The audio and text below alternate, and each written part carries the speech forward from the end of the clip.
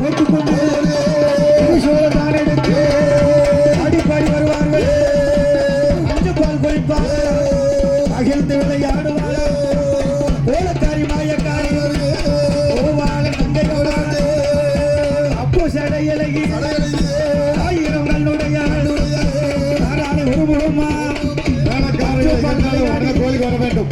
அஞ்சல் பால் விளையாடி தாராளி ஓட்டுக்கொண்டு சுருவத்தோடு ஆடிப்பாடி ஏகி வர அடிமையிடம் தான் முடங்க ஆகாலி பூசையதை பார்வதி அம்பானே பூசையை வாங்குவார்.